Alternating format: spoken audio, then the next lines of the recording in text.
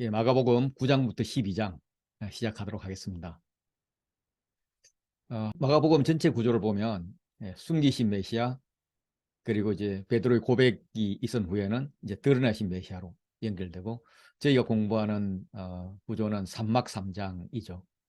그래서 오늘은 예루살렘으로 가는 길 이 2막 공부할 거고 3막의 11장 12장 입성과 충돌 부분 이야기하도록 하겠습니다.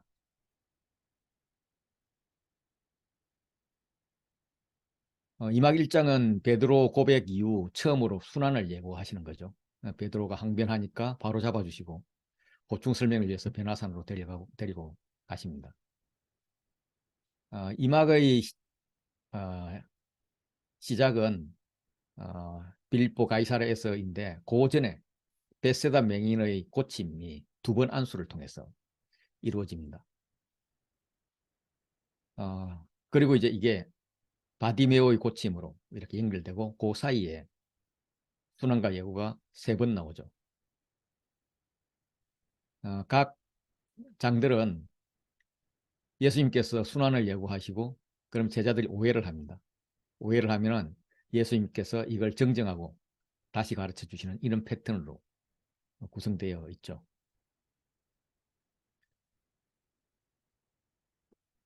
예수님께서 예수와 제자들이 빌립보 가이사라 여러 마을로 갈 때에 길에서 제자들에게 묻습니다.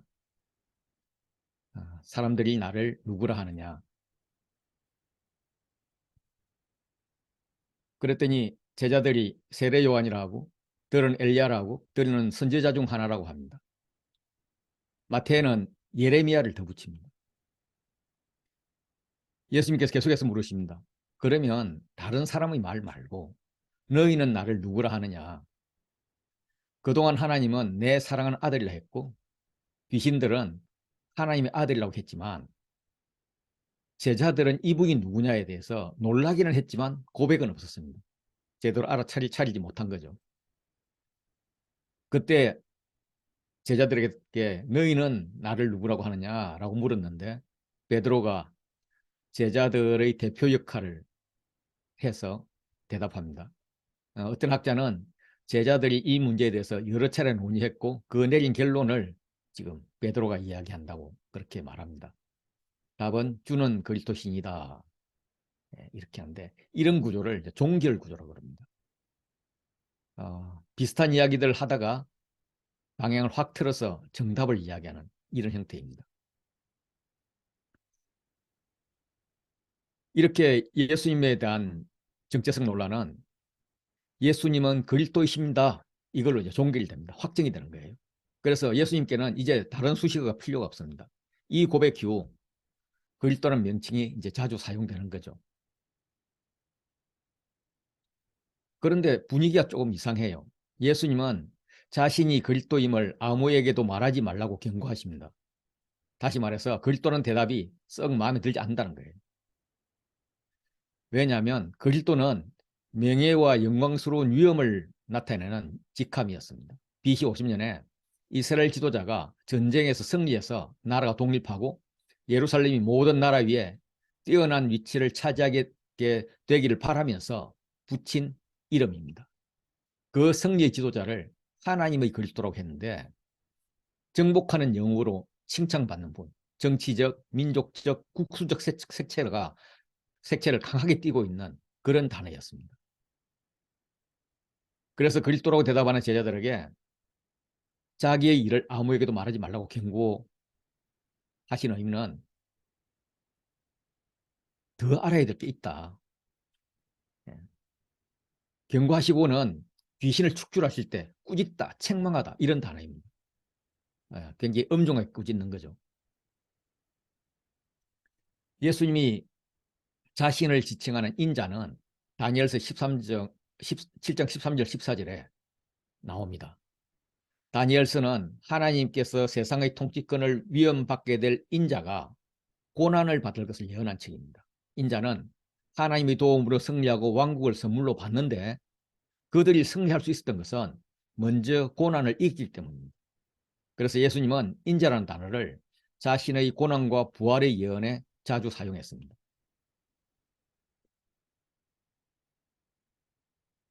주는 그리스도십니다. 베드로가 고백했을 때는 아무에게 아무 말도 하지 말라라고 경고했던 하나님이 나는 고난당하고 십자가에 죽었다 부활할 메시아다라는 선포를 이제는 드러내놓고 말씀하십니다. 비로소 그들에게 가르치십니다. 메시아가 드러나기 시작합니다. 버림바 되어 이것은 시편 118편 22절에 건축자가 버린 돌이 집 모퉁이 머릿돌이 되었나이다. 이 말씀에서 왔습니다. 그리고 삶에 살아나야 할 것은 호세아 6장 2절에 셋째 날에는 우리를 일으키시리니 여기서 말씀하시는 부활의 메시지입니다. 이 말을 들은 베드로가 예수를 붙들고 항변합니다. 베드로를 비롯한 제자들의 입장에서는 예수님의 선택은 제자인 자신들의 권익과 관련해서 자신들의 기대를 송두리째 흔드는 그런 선언이었던 것입니다. 자기들은 한 분 왕으로 세울 것을 목표로 모든 것을 다 버리고 뭐 고생이라면 고생했는데 지금 우리는 어찌하라고 당신이 죽는다는 겁니까? 지금까지 따랐던 내 인생 돌려주십시오. 이제 이런 미래에 대한 불투명을 가지고 대들었던 것입니다. 베드로가 항변한 이 항변하다 이것은 뒤에 나오는 베드로를 꾸짖는다. 예, 이것과 동일한 단어입니다. 이 꾸짖는다는 것은 귀신과 바다를 꾸짖을 때 사용했던 단어입니다. 당시 제자가 스승의 가르침을 이렇게 수정해 준다, 교정한다. 이것은 있을 수 없는 일인데 베드로는 한술 더 떠서 예수님을 지금 야단치고 있는 거예요.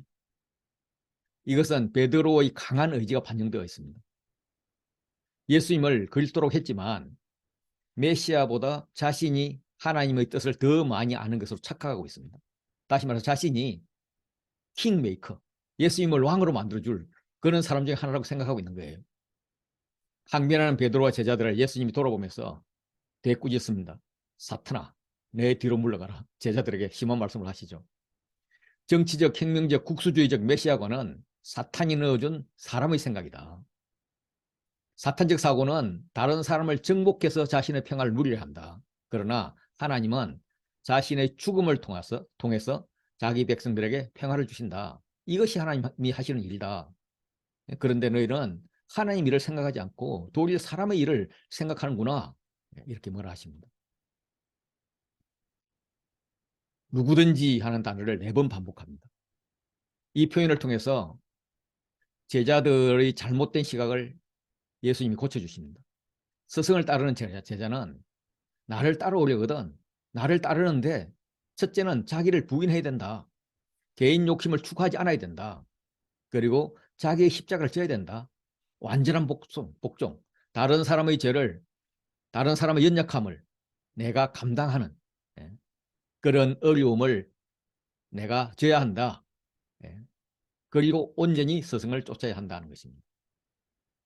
자기 목숨을 구원하고자 하면 자기 목숨이 반복되고 있습니다.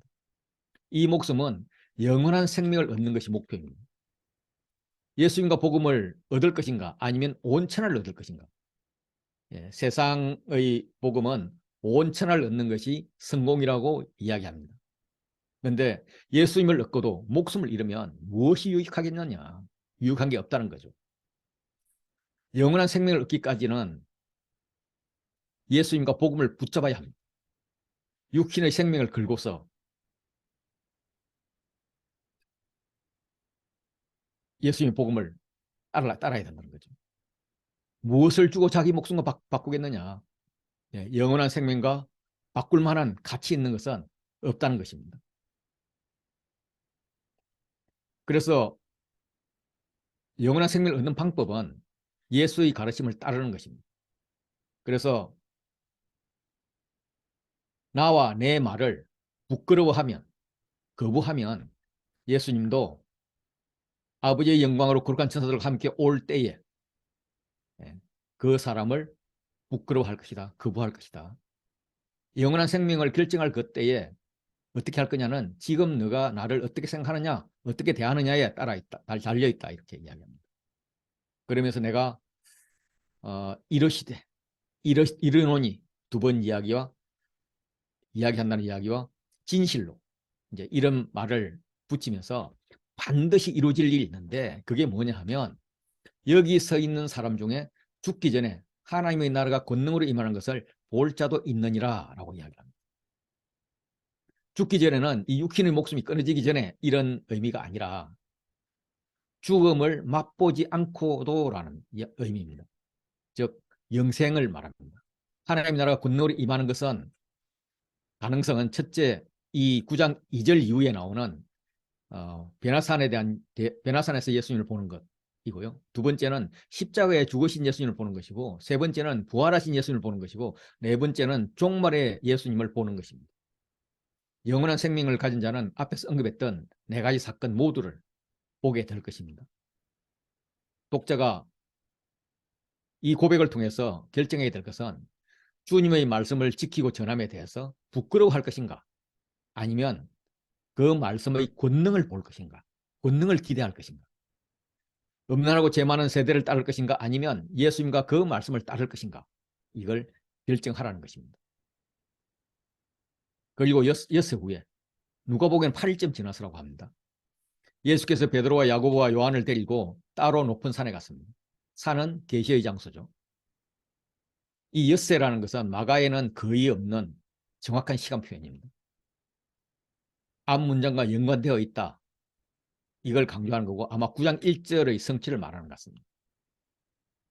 이 6일은 모세가 하나님을 뵈러 산에 올라갔더니 영광이 시내산 위에 머무르고 구름이 엿새 동안 산을 가리더니 일곱째 날에 여호와께서 나타나셨습니다.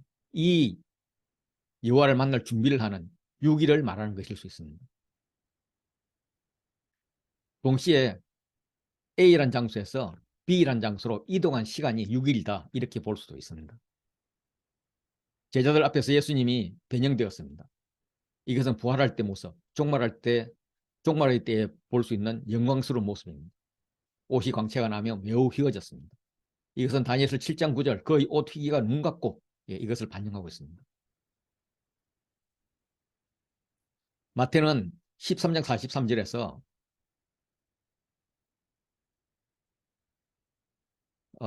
그 얼굴이 해같이 빛나며 옷이 빛과 같이 휘어졌다고 합니다. 17장 2절에서요. 이거는 종말에 의인들이 해같이 빛나게 될 것과 같은 모습입니다. 13장 43절에 의인들은 자기 아버지의 나라에서 해와 같이 빛나리라 이렇게 말씀하시죠. 이것은 다니엘서 12장 3절에 지혜 있는 자는 궁창의 빛과 같이 빛날 것이다. 이제 이 말씀으로부터 출발을 하는 거죠. 갑자기 모세와 엘리야 두 사람이 나타나서 예수님과 함께 이야기를 합니다. 왜 모세와 엘리야가 나타날까? 모세는 율법의 대표이고 엘리야는 선지자의 대표로 이야기한다고 그렇게 우리는 생각하고 있습니다. 신명기에서 모세는 나와 같은 너희 가운데서 내 형제 중에서 나와 같은 선지자 하나를 일으키시리니 라고 말씀을 하셨는데 그분 앞에 지금 모세가 서 있는 것입니다. 말라기 선지자는 마지막 때에 엘리야를 너희에게 보낼 것이다라고 이야기를 했는데 그 엘리야가 지금 와 있는 것입니다. 예수님과 모세와 엘리야 이 세 분은 사역을 위해서 40일을 준비한 동일한 경험을 가지고 있습니다. 40일은 준비, 시험, 연단, 재판, 재창조 이런 것을 의미하죠. 예수님은 사역전의 40일을 광야에 계시면서 사탄으로부터 시험을 받아 승리했습니다. 모세는 십계명을 받기 위해서 40일 동안 시내산에 있었습니다. 엘리야는 갈멜산에서 대승리를 한 후에도 이세벨의 태도가 바뀌지 않고 오히려 추방명령을 내리니까 실망을 하고 광야로 도망가서 로뎀나무 밑에서 죽으려고 했습니다. 그런데 천사의 도움을 받아서 새 힘을 얻고 호렙산으로 가는 광야길을 40일 갔습니다. 이 40일의 경험, 재창조를 준비하셨던 분들의 이야기인데 무슨 이야기를 했을까? 마가복음이나 마태복음은 이야기의 내용을 말하지 않지만 누가는 장차 예수께서 예루살렘에서 별세하실 것을 말한다 했습니다. 별세는 떠나심, 세상을 떠나신다는 거죠. 돌아가신다는 의미지만은 출애굽에서 사용했던 엑소더스, 예, 출세상, 예, 출예루살렘인 것입니다. 그래서 출세상하는 이게 어떤 이야기를 했을까 이를 상상해 보면 모세가 예수님 안 됩니다. 하나님신 당신이 돌아가신다는 건 말이 안 됩니다. 다른 방법을 찾아봅시다. 율법을 강화해서 세상을 바로잡겠습니다. 뭐 이렇게 하면은 엘리야가 거듭니다. 맞습니다. 제발 하나님이신 당신이 직접 죽겠다는 그런 계획은 취소해 주십시오. 악의 세상을 멸하고 나면 당연히 새로운 세계가 펼쳐질 것입니다. 우리 선지자들이 힘을 낼 거니까 그때까지 기다려 주십시오. 이렇게 하면은 예수님께서 아닐세 모세의 말도 고맙고 엘리야의 말도 나를 위한 말이지만 더 이상 지체할 수는 없어. 이 백성들의 구원이 급해. 이제는 내가 죽을 때가 되었어. 내가 죽을 수밖에 없어. 자네들 그동안 수고했네. 좀 쉬시게. 뭐 이런 대화가 오가지 않았을까 이런 상상을 해봅니다. 이걸 듣고 있는 베드로와 제자들도 뭔가 말을 해야 되겠는데 무서워서 말을 하지 못하고 당황합니다. 예. 엉겹길에 랍비여 여기 있는 것이 좋사오니 예. 속세를 떠나 신선 노름하는 게 좋다는 아주 문제 있는 말을 합니다. 세상과 격리된 삶을 살고 싶다는 것, 세상으로 나가고 싶지 않다는 것, 예, 이런 말이죠. 그런데 이거보다 더 큰 문제가 되는 것은 엘리야와 모세를 예수님과 동급으로 보면서 초막셋을 지켰다 하는 말입니다. 그때 구름이 와서 그들을 덮으면서 구름 속에서 하나님께서 말씀하시죠. 이는 내 사랑하는 아들이니 너희는 그의 말을 들으라. 누구 말씀 말입니까? 예. 그래서 고개를 둘러보니까 아무도 보이지 않고 오직 예수와 자기들만 남아 있습니다. 하나님이 예수를 아들이라고 인정하는 것은 세례받을 때 이미 보여주셨습니다. 그리고 지금 베나산에서 구름이 와서 내 사랑하는 아들이라 하면서 하나님이 인정하시는 겁니다. 그의 말을 들으라고 하는 것이 하나님의 판결입니다. 하나님의 판결은 예수가 내 사랑하는 아들이다. 영광이 예수의 십자가 대속적 죽음을 통해서 이루어질 것이다. 예수가 하나님 나라를 성취할 것이다. 율법과 선지자는 영원하지 않다. 그러나 예수님만이 영원하다. 이런 메시지를 주고 있습니다. 이 광경을 보여주고 산에서 내려올 때 예수님이 경고를 합니다. 인자가 죽은 자 가운데서 살아날 때까지 지금 본 것 아무에게도 이르지 말라. 이렇게 이야기합니다. 유대인들은 사람이 종말에 가서야 죽음에서 부활한다고 믿었습니다. 제자들이 이 말씀에 대해서 서로 문의를 하지만 서로 모른다는 건 확인할 뿐이었습니다. 그런데 그들이 변화산 모습을 보고 예수님이 메시아다라는 생각은 들었던 것 같아요. 그래서 부활이 온다면, 종말이 온다는 말씀이라면 메시아인 예수님보다 선지자 엘리야가 먼저 와야 되지 않나, 이런 생각을 하게 된 거죠. 이런 이야기를 들은 게 생각난 거죠. 그런데 그들이 산에서 엘리야를 보기는 봤지만 그들에게는 엘리야보다 예수님이 먼저 오신 것입니다. 그러면 그들이 모르는 사이에 엘리야가 먼저 와서 예수님 길을 준비했단 말인가? 뭐 이런 헷갈리는 것 때문에 예수님께 물어봅니다. 어찌하여 서기관들이 엘리야가 먼저 와야 하리라 이렇게 이야기합니까? 그래서 예수님께서 말씀하시죠. 엘리야가 먼저 와서 모든 것을 회복하는 것은 맞다. 그런데 더 중요한 것은 시편 22편을 비롯해서 구약의 많은 성경에서 인자에 대하여 기록하기를 많은 고난을 받고 멸시를 당하리라 하는 이 말이 더 중요한 것이다. 오히려 거기에 대해서는 궁금해야 된다. 그런데 엘리야에 대해서 먼저 너희 질문을 답해주면 엘리야가 이미 왔었다. 세례 요한이 엘리야이다. 그 역시 기록된 바와 같이 사람들이 함부로 대하였다. 그래서 지금 다음 차례가 진행될 것인데 그것이 십자가와 죽음의 부활이다. 이게 구원과 관련되어서는 엘리야가 오는 것보다 훨씬 더 중요한 일이다. 이렇게 말씀하시는 겁니다. 예수님과 세 제자가 산에서 내려와서 다른 제자들이 와보니까 큰 무리가 둘러싸여 있고 제자들과 서기관들이 변론하고 있었습니다. 무리들이 예수님을 알아보고 와서 놀라며 인사합니다. 왜 놀라지? 모르죠. 그건 아마 예수님이 변화산에서 변모된 그 모습을 가지고 산에서 내려오지 않았나. 마치 모세가 하나님을 만나고 나면 얼굴에서 광채가 났듯이 그런 것 때문에 놀란 것 같습니다. 그들에게 이야기를 듣고 예수님께서 한탄하시죠. 그러면서 믿음이 없는 세대여 하면서 믿음 이야기를 합니다. 제자들이 파송받았을 때 나가서 회개하러 전파하고 많은 귀신을 쫓아냈습니다. 많은 병자를 고쳤던 경험이 있습니다. 그 성과가 얼마나 대단했으면 헤로도 왕이 그 소문을 듣고 두려워할 정도였는데 지금 귀신과 서기관들에게 조롱당하고 있습니다. 예수님의 계획상 곧 돌아가실 예정인데 그들을 가르칠 시간은 한정되어 있는데 제자들은 본질을 알지 못하고 쩔쩔매고 있는 겁니다. 그래서 얼마나 너희에게 참으리요, 얼마나 너희 함께 있으며 이러면서 얼마나를 두 번 반복하면서 제자들이 너무 늦게 깨우치는 것에 대해서 답답해 하십니다. 이때 아이의 아버지가 간청합니다. 무엇을 하실 수 있거든 우리를 불쌍히 여기서 도와주시옵소서.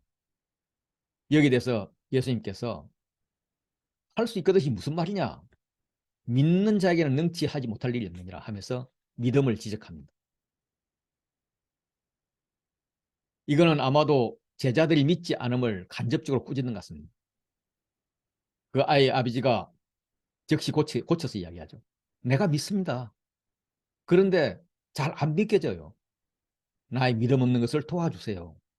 이렇게 합니다. 믿음이란 기초 작업이 된 후에 예수님이 더러운 귀신을 꾸짖어 명하십니다. 그 아이에게서 나오고 다시 들어가지 마라. 그 아이에서 나오라 하는 것은 아이의 병의 원인이 귀신에게 있다는 것이고 아이의 아버지에게 이제 귀신 나오니까 고쳐질 거야. 고쳐진 것은 귀신이 나와서 그래 하는 확신을 주는 겁니다. 그리고 다시 들어가지 말라라고 명령을 합니다. 이것은 복음서의 유일한 명령입니다. 그렇게 아이는 낳았고 집에 들어가서 제자들이 묻습니다. 우리는 어찌해서 그 귀신을 쫓아내지 못했습니까? 여전히 제자들의 질문은 믿음이나 죽음이나 부활에 대한 것이 아니고 우리는 왜 능력이 없습니까? 예수님만큼 왜 능력이 없습니까? 이런 능력에 대한 문제입니다. 그래서 예수님의 답변은 기도 외에는 다른 것으로 이런 종교가 나갈 수 없느니라 라고 하시면서 기도 이야기를 하십니다. 어떤 사본에는 기도와 금식 외에는 하면서 금식이 추가되어 있는데 금식은 그 후에 삽입된 것이 거의 확실하다고 학자들이 판단해서 대부분 번역본에서는 금식은 빼고 그냥 기도 외에는으로 넣고 있습니다. 제자들이 귀신을 쫓아내는 걸 실패한 이유는 변론했기 때문입니다. 믿음을 보여야 할 곳에서 믿음이 없음이 드러났기 때문입니다. 사람이 믿음이 없는 것은 당연합니다. 우리가 믿음이 있다면 얼마나 있겠습니까? 이걸 안다면 나의 믿음을 도와달라고 아이의 아버지까지 기도해야 되는데 기도하지 않았기 때문입니다.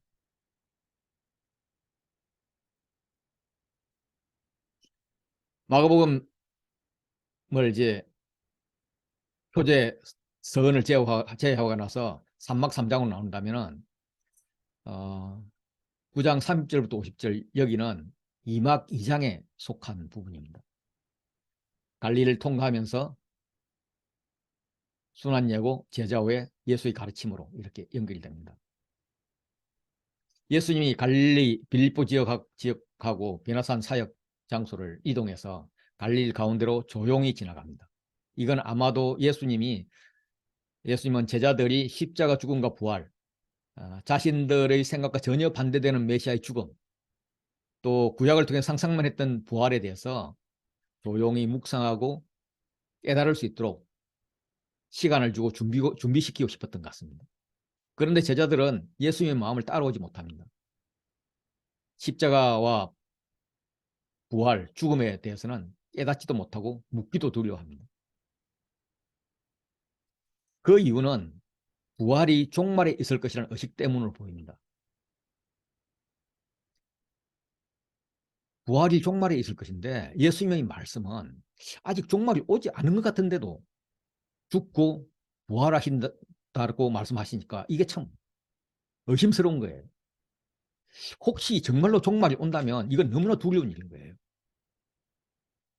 아직 하나님 나라에 대한 세계관이 정립되어 있지 않았던 자들이기 때문에 죽음과 부활, 또 그냥 아주 쉽게 이야기해서는 지는 것이 이기는 것, 예, 섬기는 것, 군림하는 것이 아니라 섬기는 것, 예, 이런 왕권에 대해서 이해하는 것이 불가능했을지도 모릅니다. 예수님께서 하나씩 바로 잡아주기 위해서 질문합니다. 이제 몰라서 묻는 것이 아니죠. 너희가 길에서 서로 토론한 것이 무엇이냐. 그래서 가르치심과 가르치심 사이에 지금 토론 이야기하는 겁니다. 이 토론 쟁론은 같은 말인데 언성을 높이면서 열띤 토론을 벌이는 걸 말합니다.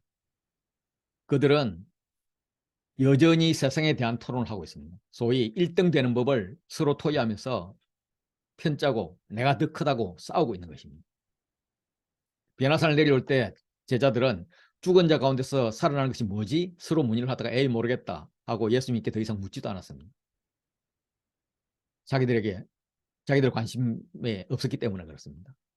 변화산 아래에서 예수님이 아이에게 귀신을 쫓아내는 걸 보고 왜 자신들은 귀신을 쫓아내지 못했는가 하고 묻는 것이 고작이었는데 이것도 그냥 능력의 문제입니다. 경쟁이죠, 경쟁. 중요한 부활은 마치 모르는 것이 당연하다는 듯이 서로 물어보는 것, 서로 물어서 모르는 것을 확인하고 더 이상 묻지도 않습니다. 그렇지만 중요하지 않는 것, 특히 전혀 중요하지 않는 것, 오히려 버려야 될 세상의 권세는 피 터지게 싸우는 모습입니다. 예수님이 하나씩 바로 잡아주기 위해서 질문을 합니다. 너희가 길에서 토론한 것이 무엇이냐?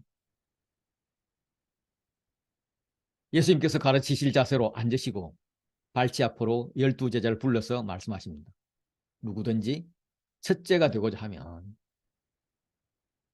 무수 사람의 끝이 되어야 되고 무수 사람을 섬기는 자가 되어야 된다 라고 말씀하십니다.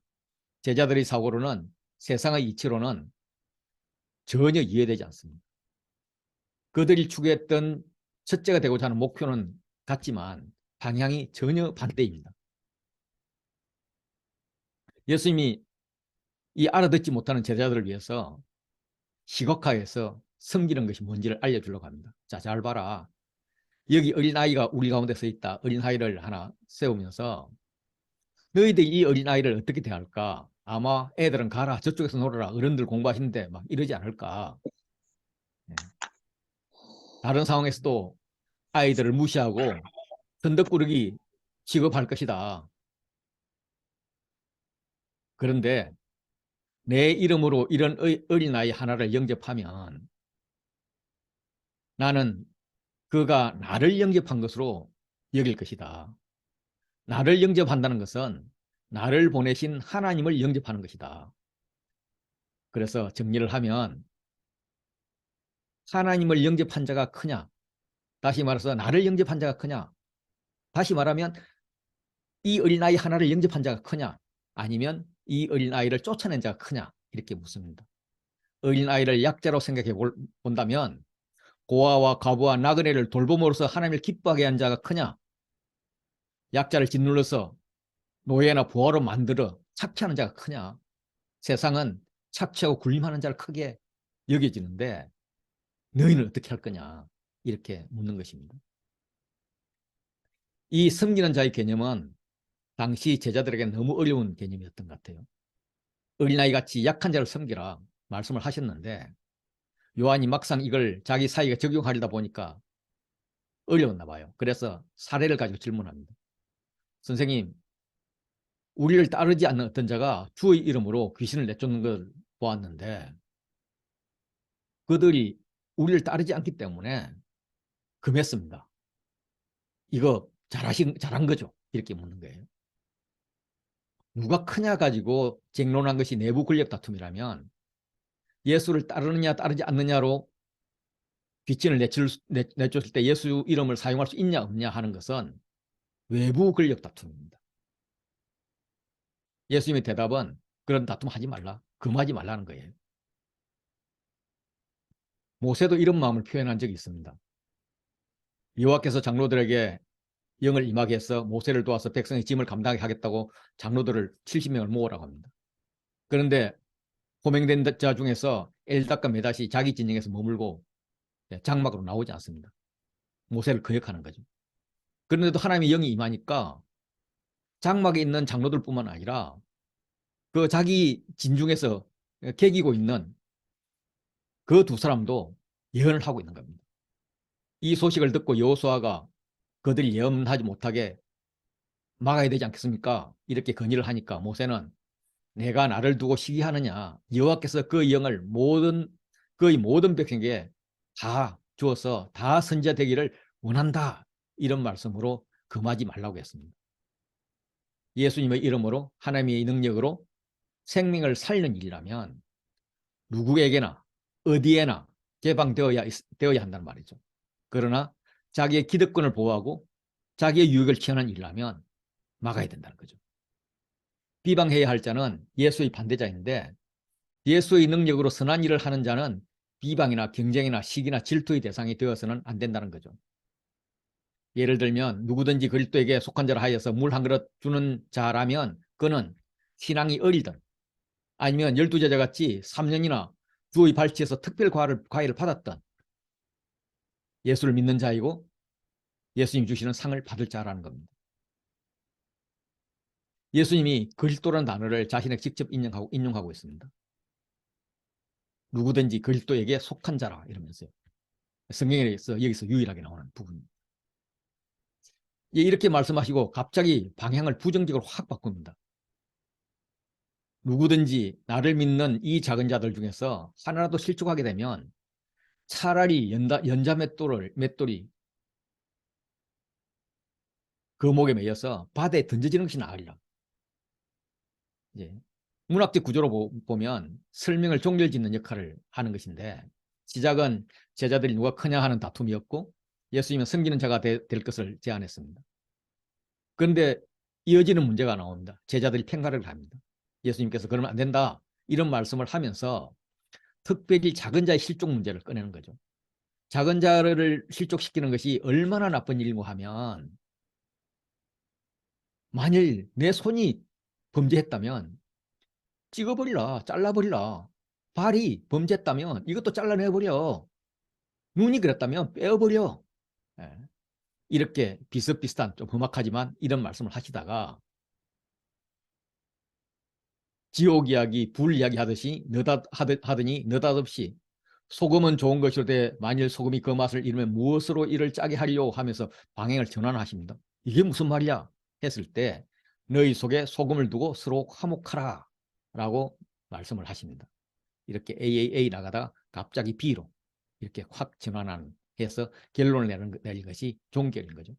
그래서 이거는 찍어버리가 아니라 서로 화목하라 이 말입니다.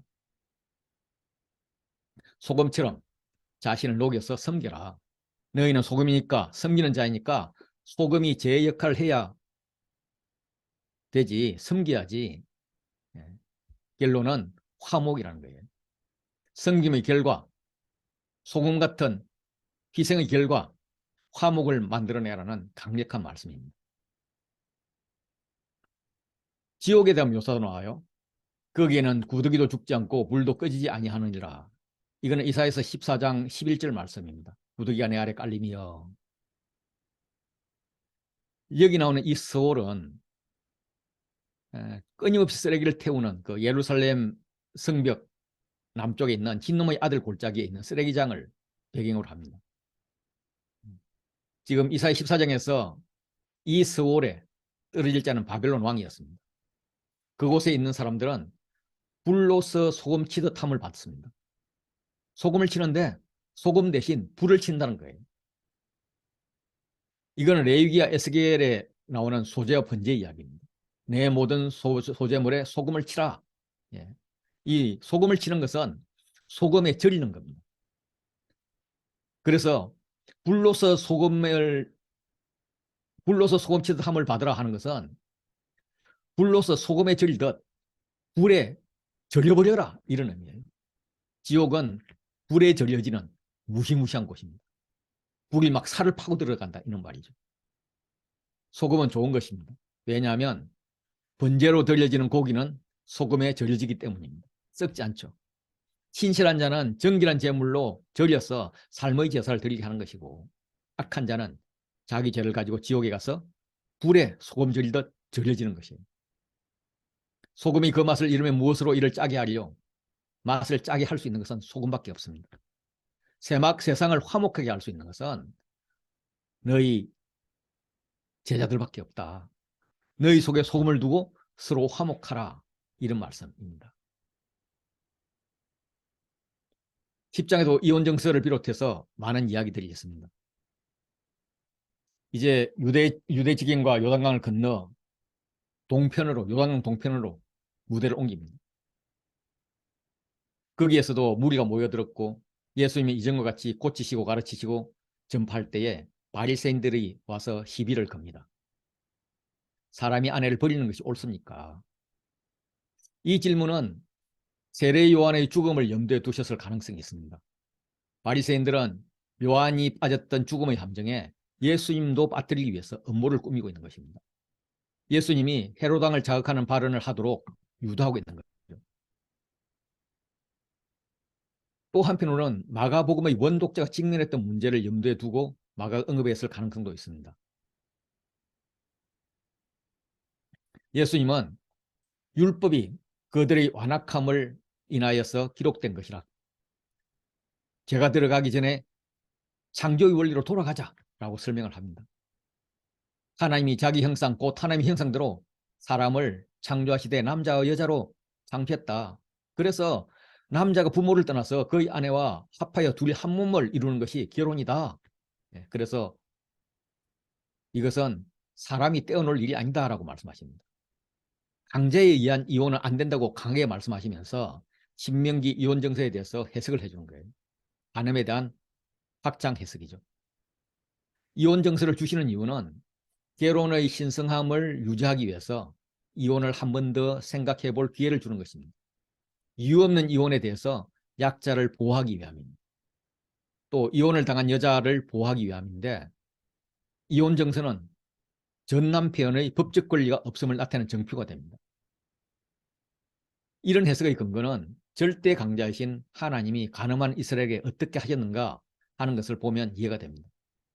우선 신명기 이혼정서 설명을 마저 보면 24장 2절이 이혼정서 이야기였는데, 그녀가 이혼정서를 가지고 이제 나갔습니다. 둘째 남편과 결혼을 했어요. 그런데 둘째 남편도 미워해서 이혼정서를 써서 그게 죽었든지, 아니면 그 남편이 죽었다면 이 여자가 갈 곳이 없어서 전 남편으로 다시 오려고 할 가능성이 있습니다. 이때에 이혼정서를 써준 자는 다시 받을 수 없다는 거예요. 그래서 너가 한번 이혼정서를 써주는 것은 그 아내를 영원히 다시 받아들일 수 없다는 이런 표이기 때문에 이혼정서 써줄 때 경상도 말로 단디 생각해라, 이런 이야기입니다. 그런데 막상 하나님은 어떻게 하셨을까?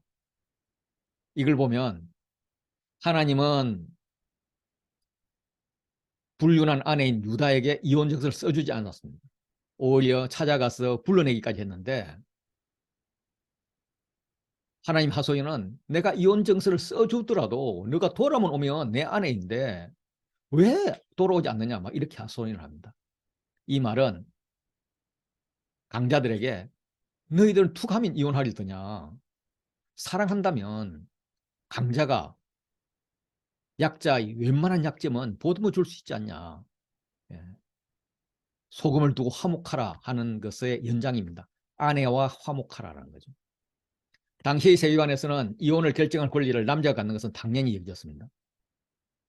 제자들은 이혼을 허락하지 않으시는 예수님의 설명을 납득하기 어려웠어요. 그래서 마태복음에서는 제자들이 그럴 바에 차라리 장가들지 않는 것이 좋겠습니다. 뭐 이런 말까지 합니다. 그 정도로 그 당시에는 획기적인 말씀이었죠. 이때 사람들이 어린아이를 데리고 왔습니다. 제자들이 꾸짖습니다. 부모들이 어린아이를 예수께서 만져주심, 기도해 주실 걸 원하고 축복해 달라고, 아니면 우리 아이도 병 고쳐 달라고 그렇게 왔겠죠. 그런데 제자들이 꾸짖습니다. 예수님 바빠. 지금 어른들 치유할 시간도 없는데 야 애들 저리 가. 뭐 이렇게 했을 것 같아요. 그런데 이 꾸짖는 것은 예수님이 사탄에게 썼던 단어이고 예수님이 보시고 이걸 다시 꾸짖습니다. 어린아이들이 내게 오는 것을 용납하고 금하지 말라. 하나님의 나라가 이런 자들의 것이다. 그들이 누가 크냐 경론했을 때 어린아이를 세우고 영접하는 말을 가르친 것이 불과 9장 37절인데 지금 그 일을 전혀 기억하지 못하고 있습니다. 예수님이 제자들에게 노하시는 반면에 어린아이들에게는 안수라고 축복하십니다.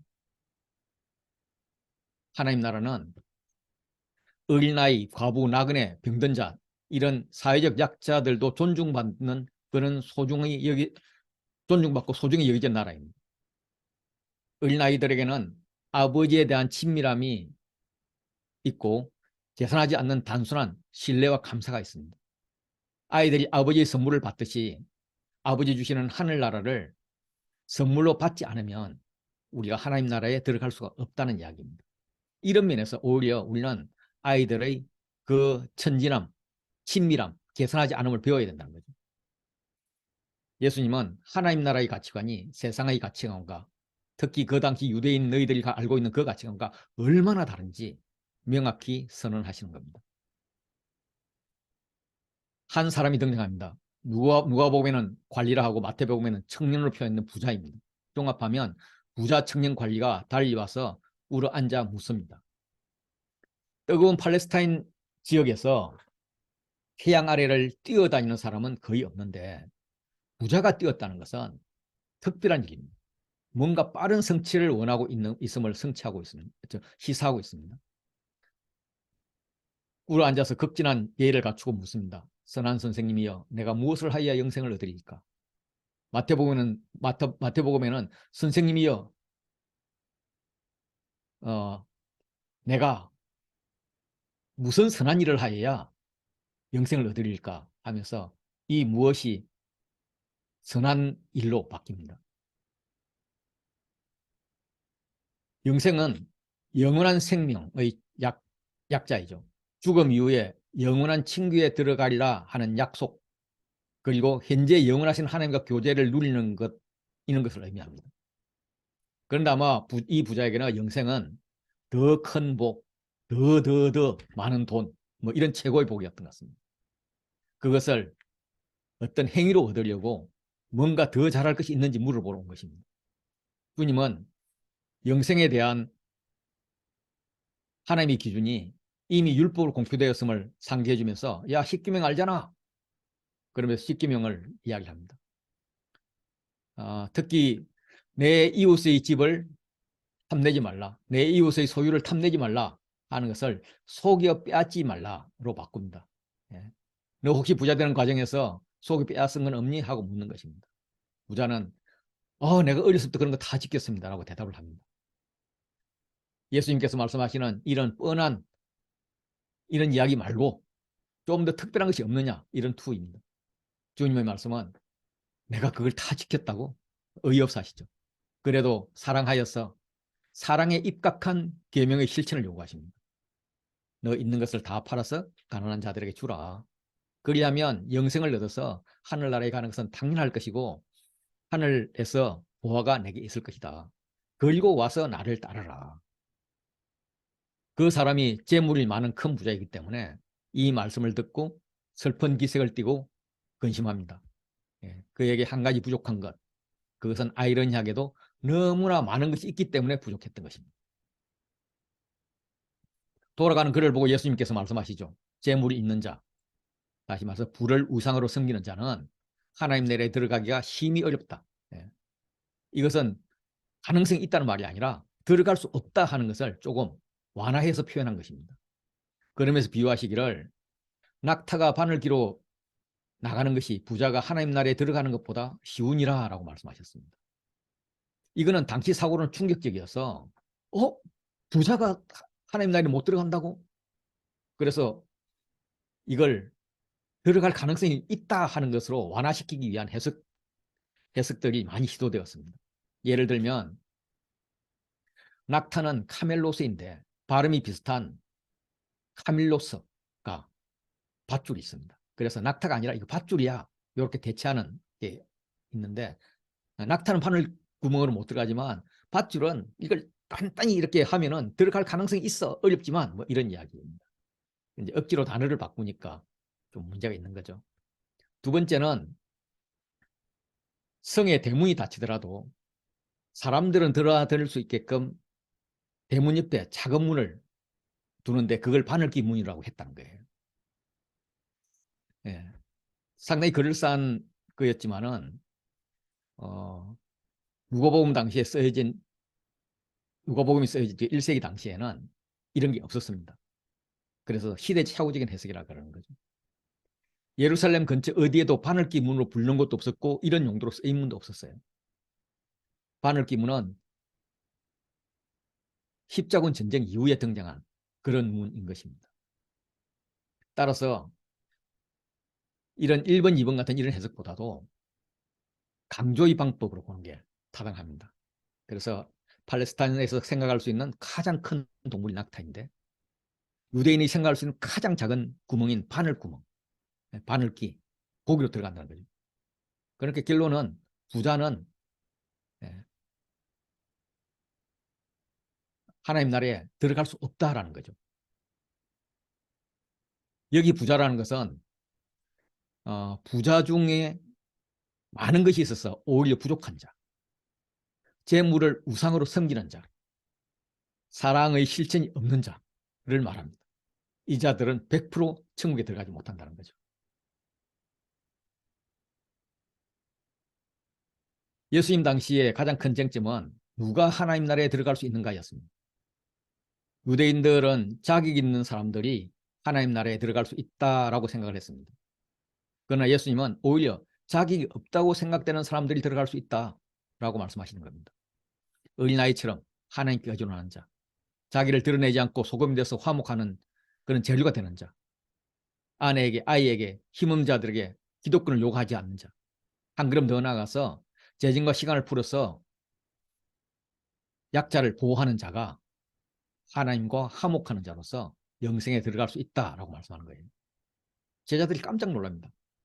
그럼 천국에 들어갈 수 있는 사람이 누구냐? 없지 않냐라는 거죠. 주님이 옳다 하면서 반기십니다. 어렵지, 아마 없겠지. 사람은 안 돼. 사람으로는 안 되는 거야. 사람의 힘으로는 안 되는 거야. 그러나 하나님으로는 다 하실 수 있어. 그러니까 어떻게 해야 되겠어? 하나님께 부탁해야지. 하나님을 의지해야지. 베드로가 한 말씀 하십니다. 우리는 우리 것을 다 버리고 주를 따랐습니다. 예수님의 보충 설명에 의하면 예수님과 죽음을 위해서 집이나 형제나 자매나 아버지나 어머니나 자식이나 전토를 다 버렸다는 것입니다. 그런데 이걸 문자적으로 해석하면 좀 곤란하죠. 왜냐하면 베드로 예를 들면 예수님을 따른 후에 그는 여전히 집을 소유하고 있었고 배도 소유하고 있었던 것 같아요. 나중에 요한복음 마지막 장에 보면 고기 잡으러 가는 걸 봤어요. 가족관계를 단절하지 않았습니다. 아내 데리고 다녔습니다. 그래서 복음서에 나오는 다른 사람들도 자기 소유를 다 팔고 따르는 그런 원리를 문자적으로 따르지 않았습니다. 막달라 마리아 또 그 자기 소유로 예수님의 제자를 섬겼던 많은 여인들, 그들은 여전히 자기 재산을 가지고 있으면서 섬겼죠. 그래서 이것은 우선순위의 전환으로 해석하는 게 맞습니다. 그래서 우선순위가 하나님 나라를 위한 일로 바뀐다면 하나님 나라 사회로 바뀐다면 이 악한 현세도 여러 배로 돌려받을 것이고 다가오는 어려운 시대에 영생을 받을 것이라고 말씀하십니다. 모처럼 제자들을 칭찬하고 있는 것이죠. 이거는 소금을 두고 화목하라 하는 데 대한 화목의 연속입니다. 이용 금지를 통해서 아내의 화목을 이야기했고 어린아이를 용납하고 배워야 한다면서 어린아이와 약자와의 화목을 이야기했고 이제는 하나님과의 화목을 이야기하고 있는 것입니다. 그런데 각오해야 할 것이 있습니다. 박해를 겸하여 받는 것입니다. 박해를 겸하여 받는다는 말은 이 마가복음에 나와 있는데 이거는 마가복음의 원독자들이 받고 있는 그 박해 상황을 격려하는 것입니다. 그리고 또한 조심할 것이 있는데 나는 다 되었어 라고 자만하면 안 돼. 왜냐하면 먼저 된 자로 나중되고 나중된 자로 먼저 될 자가 많거든. 이런 말씀을 덧붙입니다. 그동안 예수님은 빌립보 가이사라, 갈릴리, 가버나움, 유대 지경, 요단강 건너편 동편으로 두루 다녔습니다. 드디어 예루살렘으로 올라가는 길입니다. 예수님은 앞서가시고 따르는 자들이 놀라고 두려워합니다. 왜냐하면 평소에는 예수님이 제자들을 둘러싸고 이렇게 갔는데 이번에는 예수님이 그들 앞서서 성큼성큼 가시는 것이기 때문입니다. 누가는 굳게 결심했다라고 표현을 합니다. 죽음의 길을 주저함 없이 가는 그 모습에서 뭔지 모르는 놀라움과 두려움이 엄습하고 있습니다. 분위기가 잡혀가자 예수님은 드디어 세 번째 십자가 죽음과 부활을 예고하십니다. 성경에 한 번 나오면 중요한 것이고 두 번 나오면 무지 중요한 것이고 세 번 나오면 영원히 중요한 것입니다. 이 순환과 부활은 그렇게 중요한 것이죠. 순환 예고를 이제 강조하듯이 보라, 보라라고 시작을 합니다. 우리가 예루살렘에 올라가노니 인자가 대제사장들과 서기관들에게 넘겨질 것이고 그들이 죽이기로 결의할 것이고 그래서 이방인에 넘겨주면 이방인들은 능욕하고 침뱉고 채찍하고 마침내 죽일 것이지만 이게 끝이 아니다. 그는 3일 만에 살아나리라.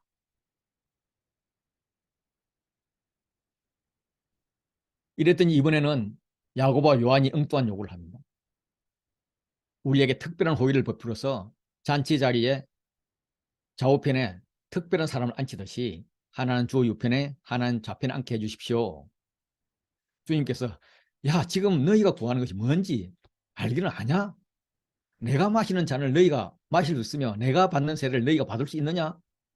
내 잔은 구약이 어떻게 되어 있느냐면 내 형의 잔을 내가 마시고 코두섬과 조롱을 당하리라. 이렇게 조롱당할 수 있는 그런 잔인데 마실 수 있겠어? 유대인에게 같은 잔을 마시는 것은 삶과 운명을 같이 한다는 뜻입니다.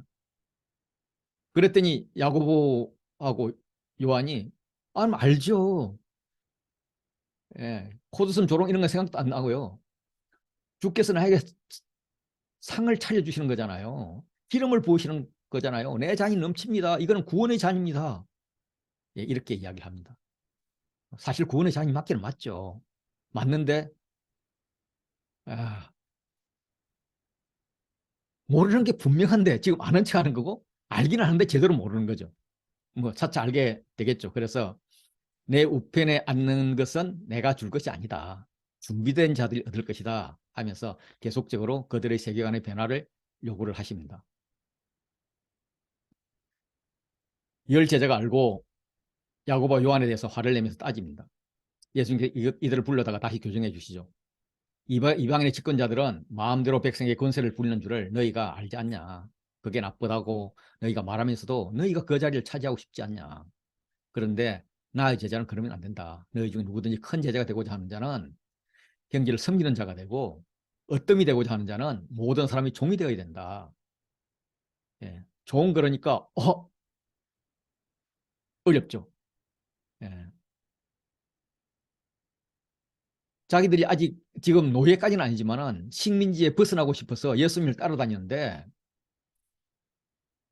그 지배민족에서 더 내려가서 몸종 노예가 되라니까 힘든 거죠. 자기들은 몸쪽에는 오해를 부리고 싶은 자들이죠.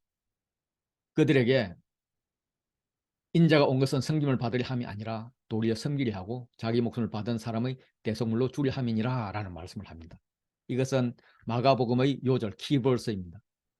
동시에 학자들은 이사야서 53장을 가장 완벽하게 요약한 것이다 라고 이렇게 표현을 합니다. 예. 그래서 예수님은 나는 이미 구약에서 그렇게 예언한 고난받는 그런 종이 되기 위해서 왔어. 고난을 받지만 하나님이 놀라운 일을 하는 자야 이렇게 이야기를 합니다. 갈릴리 사역을 마치면서 베스다 맹인이 2번 안수를 하여서 완전히 보게 된 사건이 있었습니다.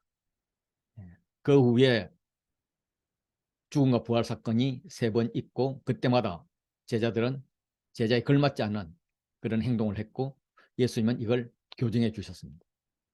그리고 이제 이게 다 끝났을 때 바디메오를 고쳐주시는데 2번 안수했다면 이 바디메오의 고침은 바디메오의 2번의 고백이 있습니다. 신앙 고백이 있습니다. 십자가 죽음과 부활 사건으로 예수님께서 제자들의 잘못된 세계관을 고쳐주신 것은 눈뜬 이야기라는 거죠. 시작이 주님의 2번 안수로 완전하게 보게 되었다면 마무리는 맹인 자신의 2번의 신앙 고백으로 완전히 보게 되는 것입니다. 그리고 그는 예수님을 따릅니다. 예수님이 체제가 되는 거예요. 여리고 가까이에서 한 맹인이 길가에 앉아서 구걸하다가 예수가 지나간다는 말을 들었습니다.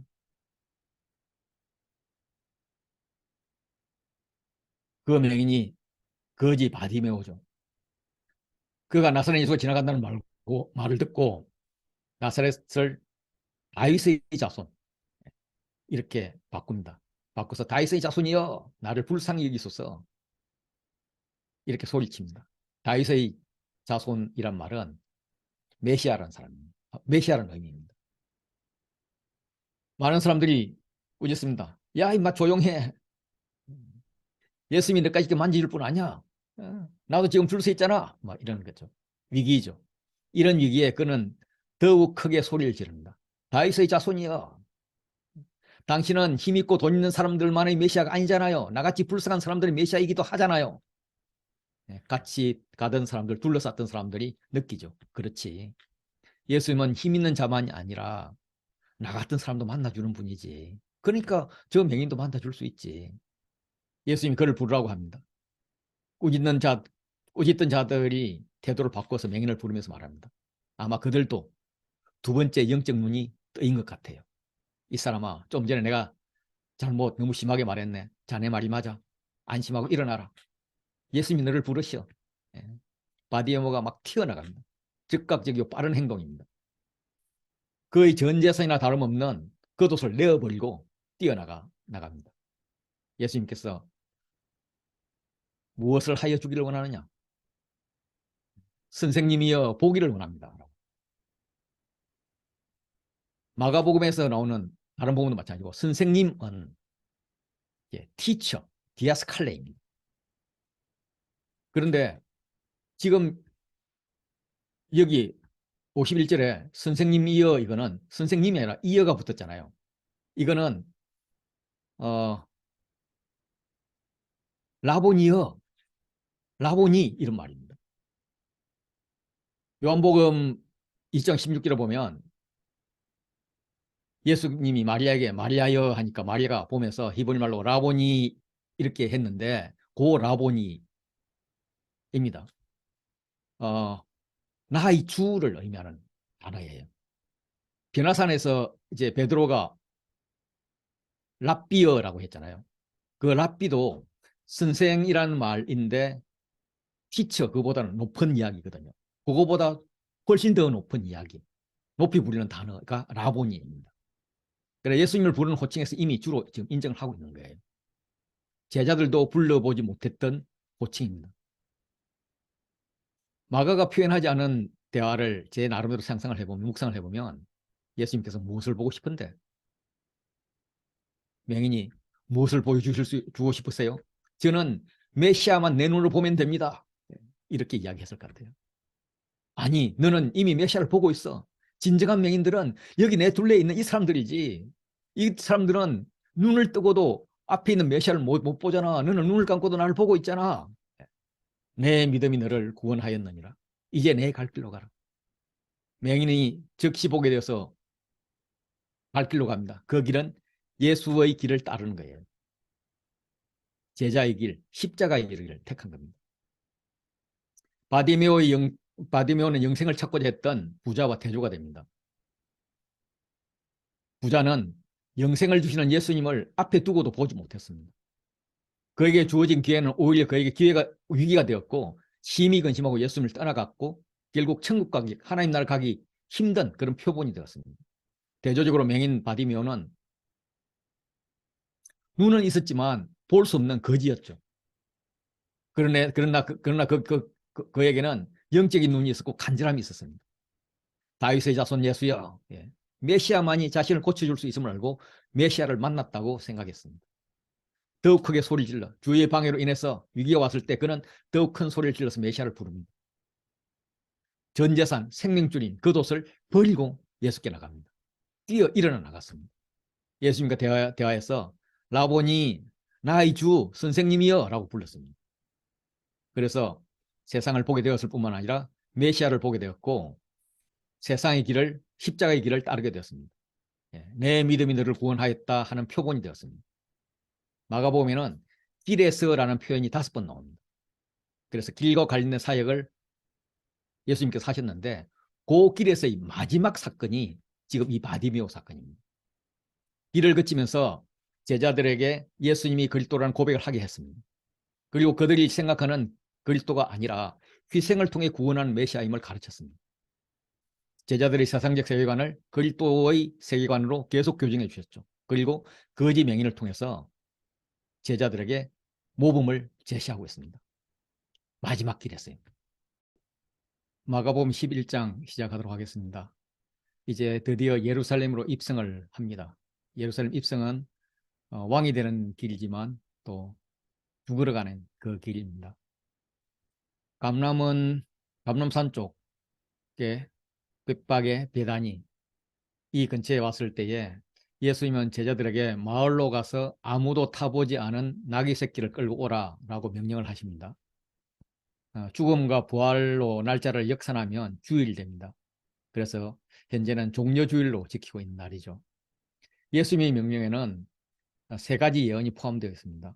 마을로 들어가면 아직 아무도 타보지 못한 나귀 새끼가 몇 개 있을 것이다. 나귀를 가져오려 그러면 나귀 주인이 어찌하여 푸느냐라고 말할 것이다. 그러면 주가 쓰시겠다라고 하면은 주인이 나귀를 줄 것이다 라는 거죠. 여기서 주가 쓰시겠다 하라 하는 것은 주인과 예수님이 언제 정했는지 모르지만 미리 정해놓은 암호로 그렇게 봅니다. 말씀은 그대로 이루어집니다.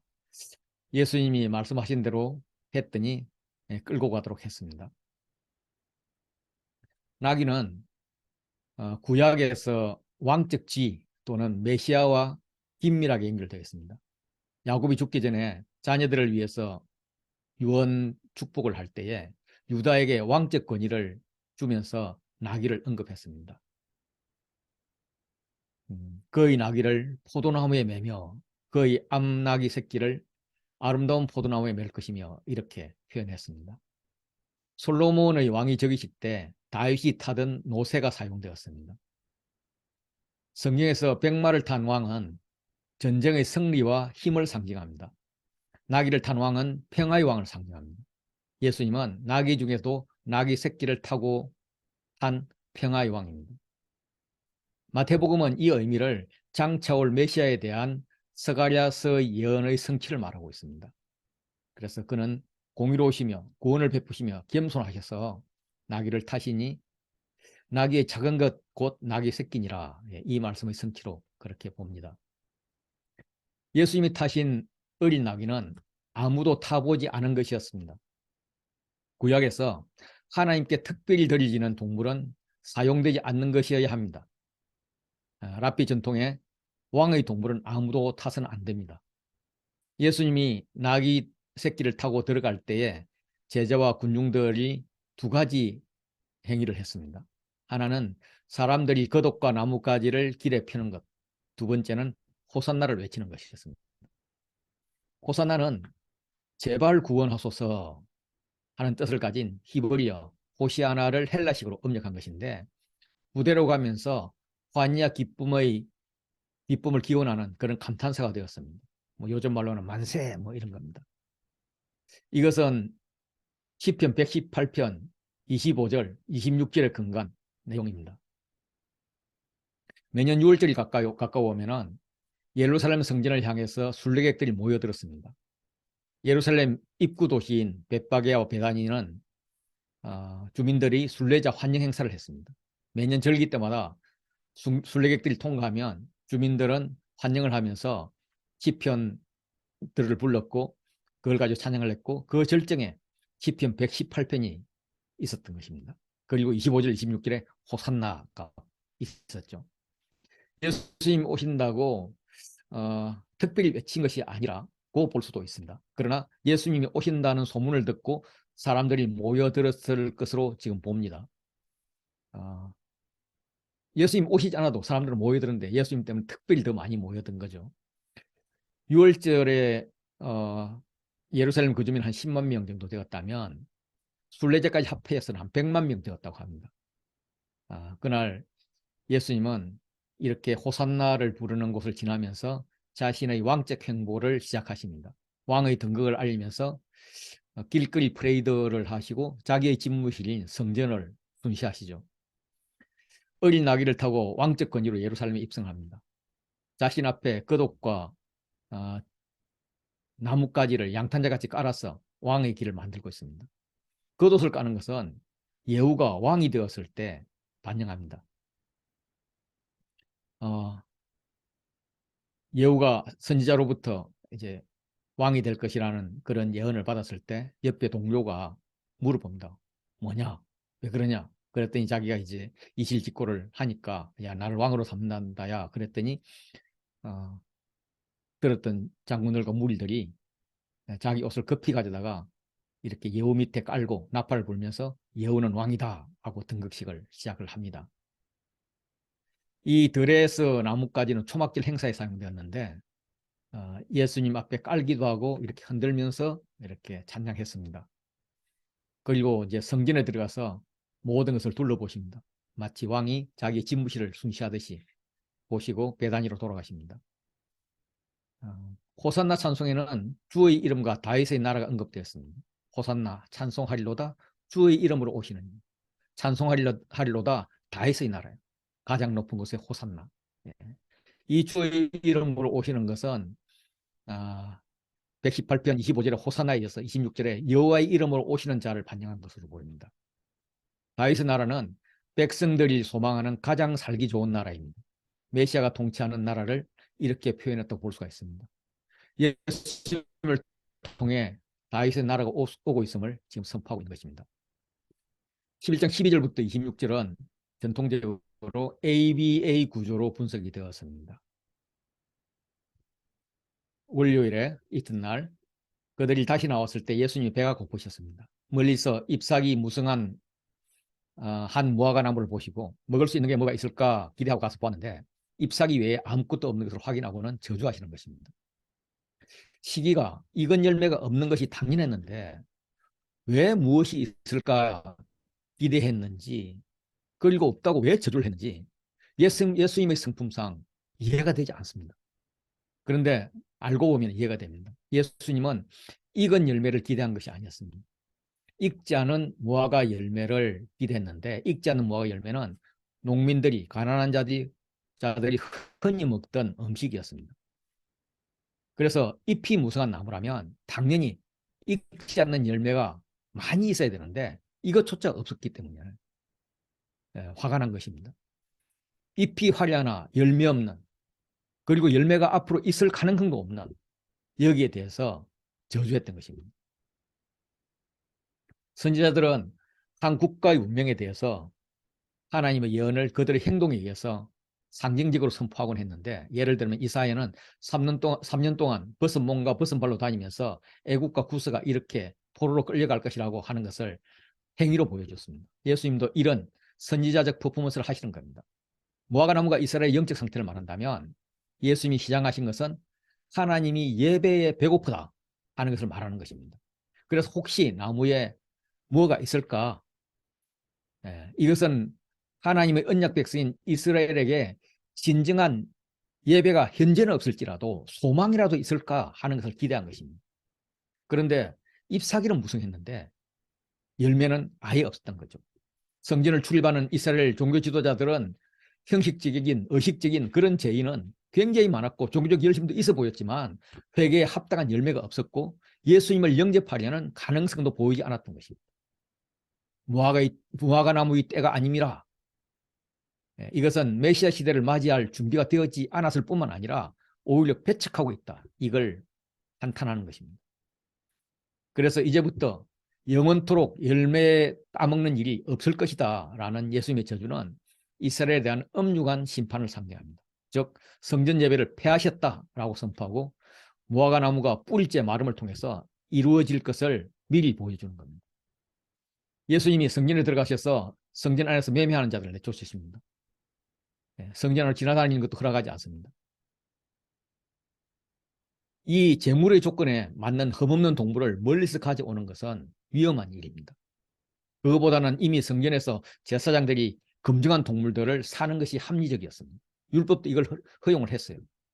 또 유대인들 성인 남자는 매년 성전의 반세계를 성전의 세겔로 내도록 되어 있었습니다.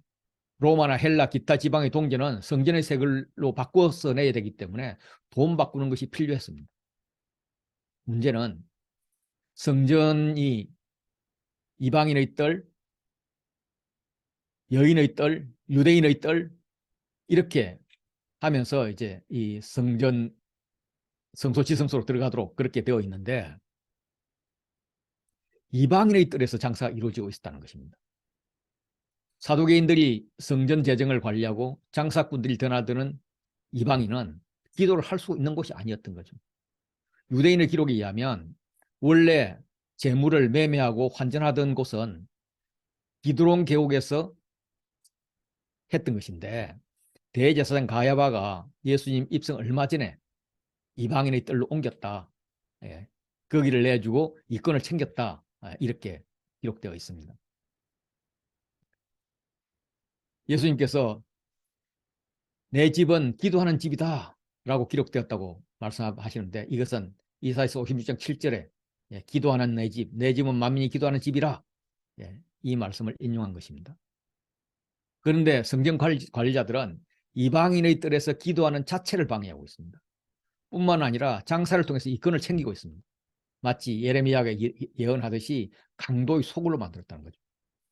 예레미야는 이 집이 너희 눈에는 강도의 소굴로 보이느냐? 그래서 여기서 강도 짓을 하느냐? 이렇게 뭐라 했습니다. 예수님은 성전에서 장사하는 자들을 내쫓으십니다. 예수님은 성전은 이방인도 기도하는 거룩한 장소임을 선언함과 동시에 합법적이건 불합법적이건 성전에서 이권이 개입된 매매를 중단시킵니다. 한 걸음 더 나아가서 성전의 기구를 옮기는 자체도 못하게 하십니다. 다시 말해서 성전 예배 자체를 막는 것입니다. 이것은 유대인들이 메시아에 대한 기대, 이거와 메시아이신 예수님이 하는 행동은 너무나 다릅니다. 유대인들은 다윗의 자손이 예루살렘에서 이방인들을 몰아내고 성전을 깨끗하게 해주실 것을 기대하고 있습니다. 그런데 예수님은 유대인들이 더럽혀 놓은 성전을 깨끗하게 해서 이방인들이 와서 예배할 수 있도록 열어주고 있습니다. 구원의 대열에 이방인을 포함시키고 있는 것입니다.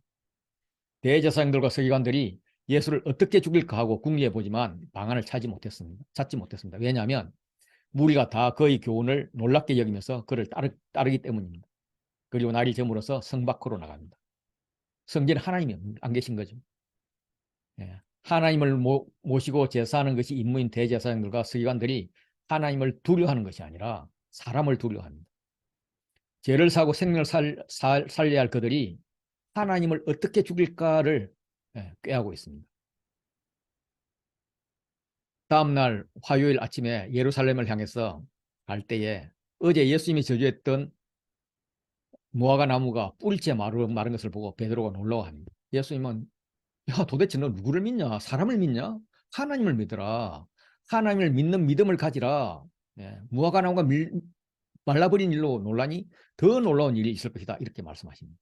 그러면서 그대로 되리라 하는 말을 두 번 반복하면서 누구든지 이 산을 들어 바다에 던지라 하면서 그 말하는 것이 이룰 줄로 믿고 마음에 의심하지 않으면 그대로 되리라. 무엇이든지 기도하고 구하는 것을 받은 줄로 믿으라. 그리하면 그대로 되리라. 이렇게 이야기를 합니다. 산을 옮기는 것은 하나님만이 하실 수 있는 일입니다. 산이 옮겨지는 것은 마지막 때 일어날 특징으로 예언된 것입니다. 이 옮겨질 산은 예루살렘에 있는 시온산을 말합니다. 성전이 있는 시온산이 바다에 던져질 것, 파괴될 것을 지금 시사하고 있습니다. 예수님은 경쟁과 정경유착과 매매와 막 죽일 것 깨하는 이런 정치 업무가 판치는 성전 예배를 폐하시고 새로운 예배를 말씀하시는 겁니다. 11장 12절부터 26절은 앞에 ABA 구조를 소개했는데 저는 무화과나무, 성전, 무화과나무, 참 성전인 예수 이렇게 ABAB 구조를 선호하고 있습니다. 무화과나무가 마른 것 같이 성전의 제사는 없어질 것입니다. 대신에 참 성전인 예수 안에서 제사가 이루어질 것입니다. 예수 안에서 많은 구함, 많은 기도가 있겠죠. 그런데 가장 중요한 기도는 용서, 허물의 사함입니다. 새로운 예배는, 회복된 예배는 하나님을 믿는 믿음을 가질 것입니다. 성전은 없더라도 기도는 있을 것이고 만민이 기도하는 집에 강도짓을 하고 있는 성전 예배와는 확실히 다를 것입니다. 짐승을 많이 죽이지만 죄사함이 없는 성전 예배와는 달리 기도로 용서하고 허물의 사함을 받는 그런 예배가 될 것입니다. 무화과나무의 기적은 앞으로 제자들이 수행해야 될 기적의 표본입니다. 이것은 제자들의 능력이나 열심에 의해서 되는 것이 아니라 오직 믿음에 의해서 되는 것입니다. 기도의 자세는 확실히 응답되고 있다는 믿음이 중요합니다. 기도의 내용은 회개와 용서가 중요합니다. 예수님 일행이 다시 예루살렘 성전으로 들어갔을 때 대제사장들과 서기관들과 장로들이 나왔습니다. 소위 성전의 공식적인 권위를 가진 자들이 대표로 출두한 것입니다. 그들은 예수님께서 성전 청결 권위를 예수님께 주지 않았다. 왜냐하면 예수님은 랍비 훈련을 받은 적이 없다. 병자를 치유하는 권위는 하나님 주시는 것인데 현실적으로는 하나님을 대신해서 대제사장이나 서기관들이나 장로들이 주는 것인데 자기들이 준 적이 없다는 것입니다. 그러면서 누가 이런 일할 권위를 주었느냐? 이 말에는 함정이 있습니다. 성전의 최고 관리인은 대제사장이 공식적으로 이런 권위를 주지 않았다면 대제사장보다 더 높은 분이 주셨다고 해야 되는데 그렇다면 하나님이 되는 거예요. 하나님이라고 대답한다면 신성모독죄로 몰릴 수 있는 상황입니다. 이런 질문에 대해서 예수님은 대답 대신 반대 질문을 하십니다. 유대인들의 논쟁에서 질문에 대해서 답을 하지 못하면 지는 것인데 질문에 대한 답변 대신 대응 질문을 할 경우가 있습니다. 그러면 그 질문에 대해서 답을 해야만 먼저 한 질문이 유효해서 예수님이 답을 해야 됩니다. 예수님께서 대응한 질문은 세례 요한의 권위는 어디로부터 왔는지 아느냐? 하늘로부터냐 사람으로부터냐? 먼저 대답해라 라는 거죠. 요한은 예수님의 길을 준비하기 위해서 먼저 보내심을 받은 자입니다. 그래서 요한의 권위를 인정하면 예수님도 인정하게 되는 것이죠. 그래서 그들은 난관에 복잡합니다. 그래서 대답을 회피합니다. 양자택일의 문제에서 유대인들은 한 번도 답을 한 적이 없습니다. 그들이 만일 하늘로부터라고 하면은 어찌하여 그를 믿지 않느냐 이렇게 이런 소리를 들을 것이고 만일 사람으로부터라 한다면 백성이 요한을 선지자로 인정하니까 그들이 돌로 칠 것이라는 그런 걱정이 있습니다. 그들은 진정한 회개를 해보지 못했기 때문에 회개의 세례자의 권위를 인정하지 못하고 있는 것입니다. 대답을 못한다는 것은 권위를 자신들보다 높은 분이 주신 것을 인정하는 것이고 동시에 그들은 예수님의 권위에 대한 도전권을 잃어서는 의미합니다. 예수님 속으로 호통치시는 거죠. 세례 요한의 권위 출처도 인정 못하는 녀석들이 어떻게 나 예수의 권위 출처를 이해는 하겠냐? 이해하면 인정이나 하겠냐? 진리를 말하면 알겠냐? 그래서 예수님께서 말씀하십니다. 나도 무슨 권위로 이런 일을 하는지 너희에게 이르지 아니하리라. 12장으로 가겠습니다. 예수님께서 비유로 말씀하십니다. 한 사람이 포도원을 만들어서 산 울타리를 두르고 접자는 틀을 만들고 망대를 지어서 농부들에게 세를 주고 타국으로 갔습니다. 산 울타리는 도둑과 짐승으로부터 보호하기 위해서 돌이나 가시나무로 담을 두르는 것이고, 타국에 갔다는 말은 멀리 갔다, 여행 갔다는 말입니다. 당장 올 건 아니지만 언젠가는 돌아온다는 말입니다. 농부들에게 포도원 소출을 얼마를 받으려고 한 종을 보냈는데 그들이 종을 잡아서 때리고 빈손으로 보냈습니다. 다른 종을 보냈더니 더 심하게 때리고 상처를 냅니다. 이제는 다른 종을 보니까 죽여버립니다. 점점 종에 대한 가혹성이 더 심해졌습니다. 그래서 마지막으로 주인이 사랑하는 아들을 보내면서 내 아들이야 인정하겠지라고 했는데 농부는 상속자를 죽이자고 모의를 했습니다. 예수님이 이 말씀을 하시는 것은 자신이 하나님의 아들임을 공식적으로 밝히는 선포입니다. 이 악한 농부들은 주인이 직접 오지 않고 아들이 온 것을 보고 주인은 죽었나 봐. 그래서 자신이 못 오고 아들을 보내나 봐. 이렇게 생각을 했습니다. 하나님이 없다고 생각하는 거죠. 주인이 죽은 경우는 그 상속자까지 죽인다면 포도원은 자기들 것이라고 것이 될 수 있다고 당시에 생각을 했었습니다. 모든 수단과 방법을 사용해서 자신들의 반역을 합리화하는 거죠. 그래서 상속자를 잡아 죽여서 포도원 밖으로 내던집니다. 예수님이 물으십니다. 포도원 주인이 어떻게 되겠느냐? 답은 뻔하죠. 너희들 갈아치워버릴 거야. 포도원을 다른 사람에게 주리라. 누가복음에는 사람들이 듣고 그렇게 되지 말아지어다. 그런 일이 일어날 수 없다라고 합니다. 그런데 상식적으로 일어날 수 없는 일, 일어나서는 안 될 일이 지금 이스라엘에서 이루어지고 있는 겁니다. 성경도 이를 빗대어서 예언하고 있습니다. 건축자가 버린 돌이 집 모퉁이의 머릿돌이 되었다라고 예언하고 있습니다. 이것이 주로 말미암아 된 것이요, 우리 눈에 놀랍도다함을 읽어보지 못하였느냐. 이 머릿돌은 지붕 위를 형성한 아치의 쐐기돌인지 아니면 벽교차 이 부분에 뒤에 있는 붙은 돌인지 정확히 알 수는 없지만 중요한 것은 머릿돌이 건축물의 가장 중요한 상징적인 돌이라는 것입니다. 돌은 히브리어로 에벤입니다. 아들이 벤으로 발음이 비슷해요. 그래서 돌을 아들로 바꾸면 건축자가 버린 아들이 짐 모퉁이의 머리 아들, 어떤 아들이 되었다라는 것입니다. 이 비유는 자기들을 가리켜서 한 말씀인 줄 압니다. 그러나 반응은 회개하지 않고 깊이 생각하지도 않습니다. 시편 118편과 시편 118편은 다윗과 연관된 감사시입니다. 호산나 제발 구원하소서도 118편 15절 26절에 나오는 말씀입니다. 예수님 시대 이전부터 다윗의 후손으로 오실 메시아에 대한 시로 간주되었었습니다. 이 시를 예수님이 자신에게 적용하니까 기득권들이 견디기 힘들었나 봅니다. 그래서 적히 반응하기를 예수님을 잡고자 합니다. 그런데 백성이 두려워서 잡지를 못해요. 하나님을 두려워해서가 아니라.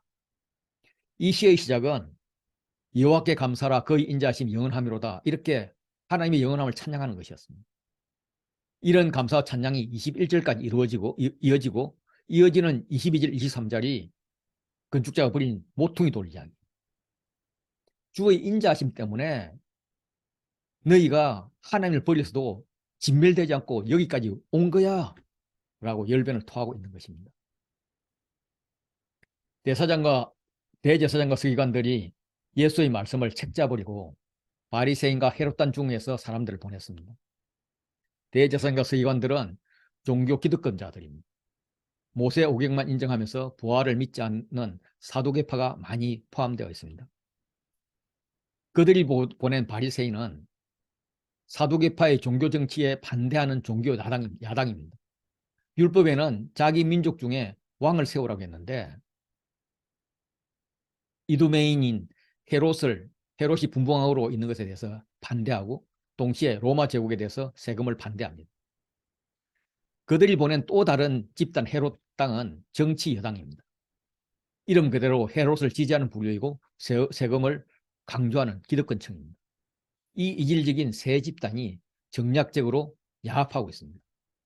그들이 와서 정중하게 인사를 합니다. 선생님이여, 이거는 라보니, 예, 나의 주라는 극진 존칭입니다. 당신은 참되시고 뭐 이러면서 입에 침도 마르지 않고 막 진리 운운을 합니다. 아부성 발언이죠. 그리고 마각을 드러내기를 가이사에게 세금을 바치는 것이 옳습니까? 옳지 않습니까? 라고 합니다. 그들은 참, 진리 이런 것을 운운하면서 질문의 내용은 진리와는 전혀 관계없는 정치적 이권의 양자택일이었습니다. 세금은 예나 지금이나 미묘한 문제였고 밀란의 원인이 되기까지 되었습니다.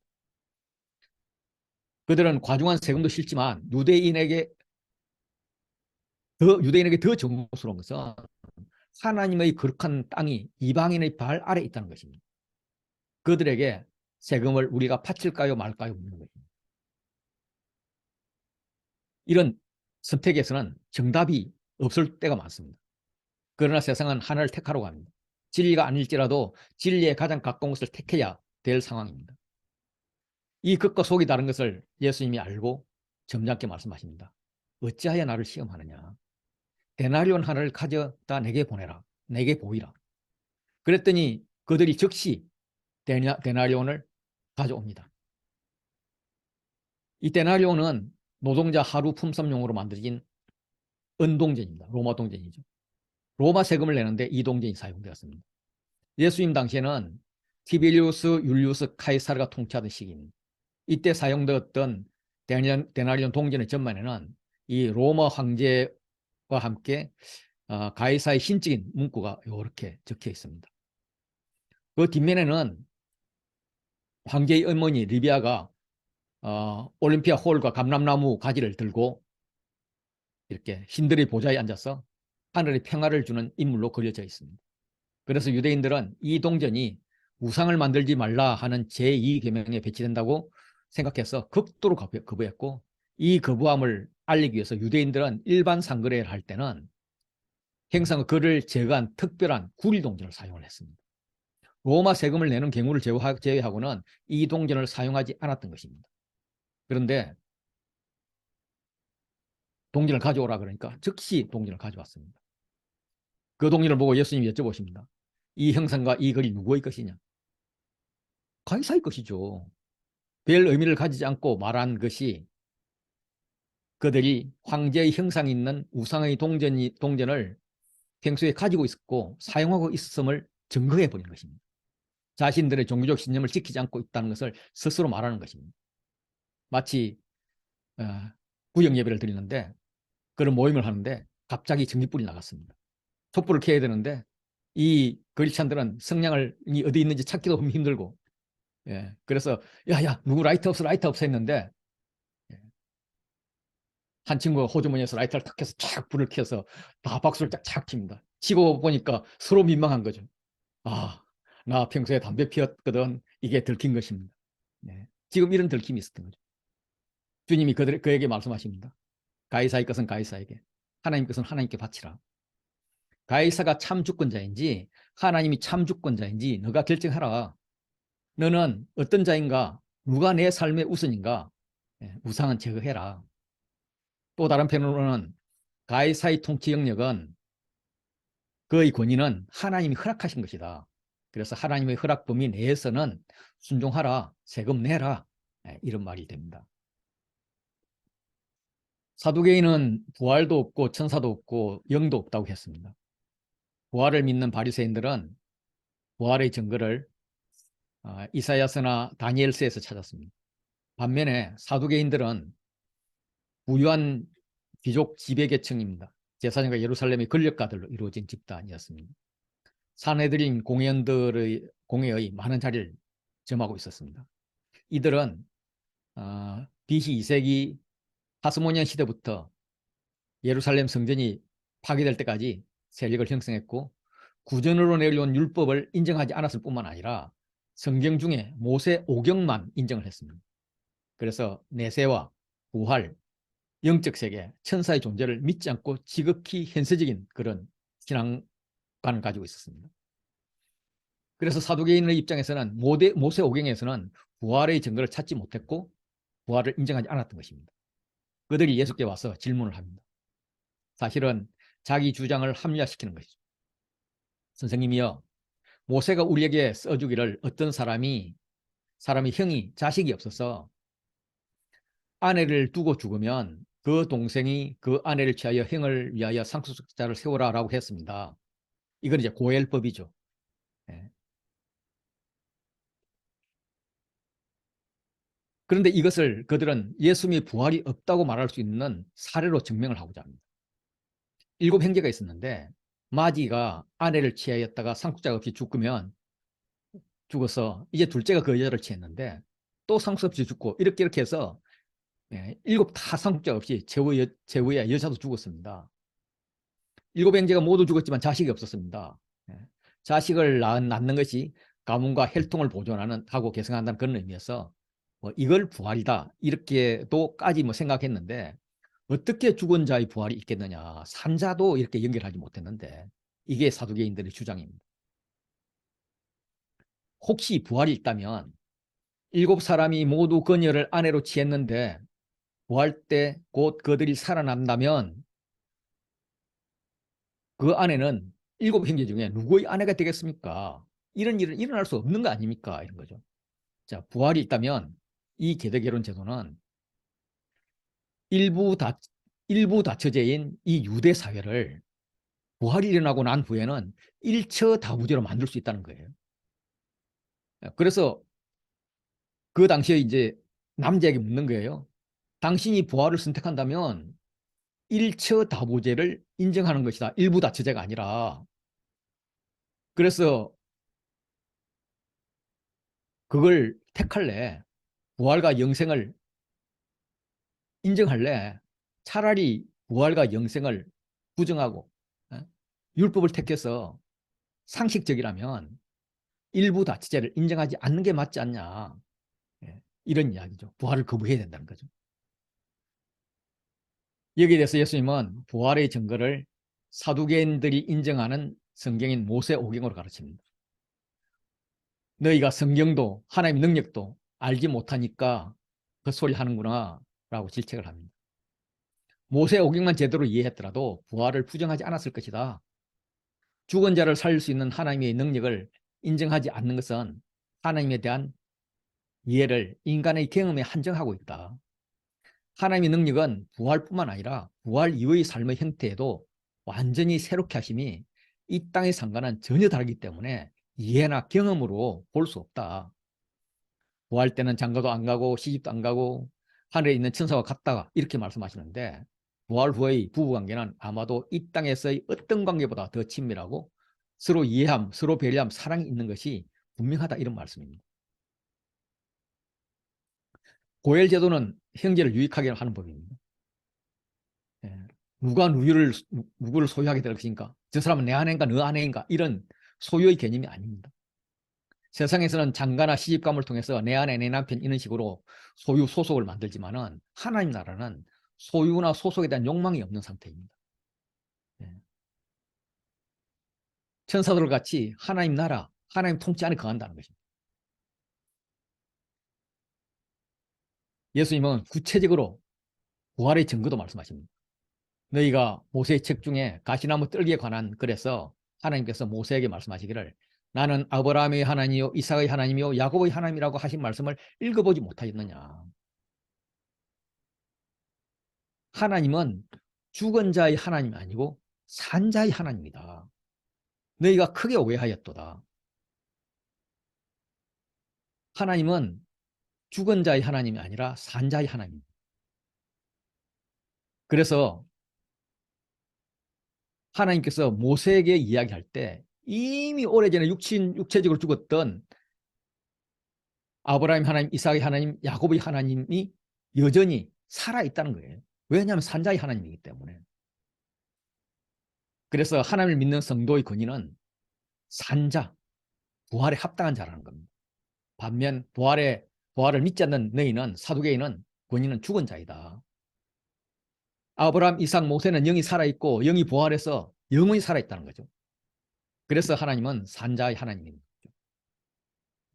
이런 이야기를 가지고 박살을 냅니다.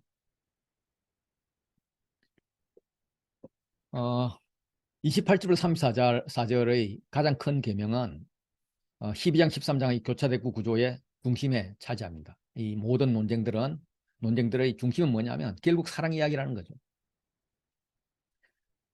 유대 종교 지도자들이 예수님과 계속 변론을 하면서 창피를 당합니다. 바리새인 헤롯 땅에 의해서 사두개인까지 당했어요. 서기관 중에 한 사람이 그들이 변론하는 걸 듣고 예수님께 묻습니다. 이것도 자신들의 명예 회복을 위해서 한 질문인 거죠. 모든 계명 중에 첫째가 무엇입니까? 예수님은 율법의 600개가 넘는 613개라고 이야기하죠. 구약의 율법. 적게는 10계명을 2개로 요약하는 적게는 10계명. 이걸 이제 2개로 요약하여 말씀하십니다. 이스라엘 들으라. 쇠마 이스라엘로 시작하는 첫 계명은 유대인이 하루에 2번씩 암송하는 신명기 6장 4절부터 9장을 인용한 것입니다. 하나님 사랑이죠. 둘째는 이웃 사랑입니다. 이거는 레위기 19장 18절을 인용한 것입니다. 여기에 대해서 서기관도 인정을 합니다. 옳습니다. 하나님도 한 분이요 그 외에 다른 이가 없다 하신 말씀은 참입니다. 또 이렇게 하나님을 사랑하는 것, 이웃을 사랑하는 것, 이것도 모든 번제물과 제물보다 나은 것입니다. 예수님이 답변에 자신의 판정을 추구하는 교만을 보이기는 하지만 그동안 다른 지도자들보다는 훨씬 낫습니다. 그래서 예수님이 격려해 주시죠. 그래, 그렇게 잘 나니까 말씀대로 살면 되겠네. 내가 하나님 나라에서 멀지 않도다. 그래서 그 후에 감히 묻는 자가 없었다라고 표현을 합니다. 종교 지도자들이 성경 말씀 논쟁에서 다 두 손 들고 물러가니까 예수님은 성전에서 이제 마음껏 가르치십니다. 누군가가 그리스도와 다윗에 대해서 물어본 것 같습니다. 예수님은 대답 대신 질문으로 그들이 스스로 답을 구하게 합니다. 어찌하여 서기관들이 그리스도를 다윗의 자손이라고 하느냐. 다윗이 성령에 감동되어서 친히 말하기를 주께서 내 주께 이르시되 내가 내 원수를 내 발 아래 둘 때까지 내 우편에 앉아 있으라 하셨는데, 자, 주께서 내 주께 이르시되, 여호와께서 내 주에게 이르시되, 그럼 이 내 주는 여호와 하나님이 아닌 다른 주라는 거죠. 그러면 다른 주는 예수님인데 다윗에게 주가 되신 예수님이 어떻게 다윗의 자손이 되겠느냐, 이런 말씀입니다. 일상적으로 자식과 후손은 부모와 조상을 주라고 할 수 있어도 부모나 조상이 자식과 자손을 주라고 하지 않습니다. 그러나 다윗은 장차 후손으로 오실 메시아이기 때문에 자기보다 훨씬 위대한 분으로 인정하고 지금 경의를 표한 것입니다. 이것은 부활 논쟁과 대꾸를 이루면서 종교 지도자들이 성경을 제대로 모른다는 것을 비꼬아하는 말입니다. 많은 사람들이 즐겁게 듣죠. 서기관들과 바리새인들과는 달리 믿음이 간다, 이런 표현입니다. 그 다음 이야기는 성경도 제대로 모르면서 하나님을 높이는 것이 아니라 자신을 높이고 자신의 유익만 취하고 있는 종교 지도자를 비판하면서 그들 조심하라, 닮지 말라라고 가르칩니다. 긴 옷을 입고 다니는 것, 시장에서 문안받는 것, 회당에서 높은 자리와 잔치 윗자리를 좋아하는 서기관들을 조심하라 라고 합니다. 회당에서 높은 자리는 모세의 자리입니다. 잔치에서 윗자리는 주인이 앉는 바로 왼쪽 자리입니다. 그들은 높은 자리를 원하고 인사받기를 원하지만 실제 그들의 권위는 어떤 거냐면 과부의 가산을 삼키는 자입니다. 외식하는 자예요. 그들은 과부의 가산을 탐하고 삼키고 그걸 숨기고자 길게 기도하는 자입니다. 하나님 그걸 아시기 때문에 그들이 받는 심판은 아주 중요할 것입니다. 그러면 이 과부의 가산의 가치는 얼마나 될까? 헌금함 앞에서 예수님이 보고 있습니다. 헌금함은 여인의 뜰에 놓여 있는 13개의 모금함이었습니다. 2개는 성전세, 6개는 자유헌금, 나머지는 목적헌금으로 지정되어 있었는데 여러 부자들이 와서 돈을 많이 넣습니다. 그런데 한 가난한 과부는 와서 딱 2렙돈 넣었습니다. 렙돈은 노동자 하루 품삯인 1데나리온의 128분의 1입니다. 2렙돈은 64분의 1인 거죠. 하루 품삯이 뭐 10만 원이라 친다면 10만 원 나누기 64 하면은 한 1,600원 좀 안 됩니다. 라면 한 2개 살 수 있는 돈입니다. 세상적으로는 볼품은 가치이지만 예수님의 평가는 다르죠. 이 가난한 과부는 헌금함에 넣는 모든 사람보다 많이 넣었다. 이 과부는 그 가난 중에 자기 모든 소유 곧 생활비 전부를 넣은 것이므로 부자들이 풍족한 중에 일부 떼어는 것과는 비교할 수 없다. 이렇게 세상의 평가와 예수님의 평가는 다릅니다. 돈 양이 아닌 거죠. 얼마나 많은 자신을 드렸나는 겁니다. 이렇게 귀한 것, 이걸 삼켜버리는 자가 종교 지도자다. 너희는 다 없어져야 돼. 이런 내용입니다.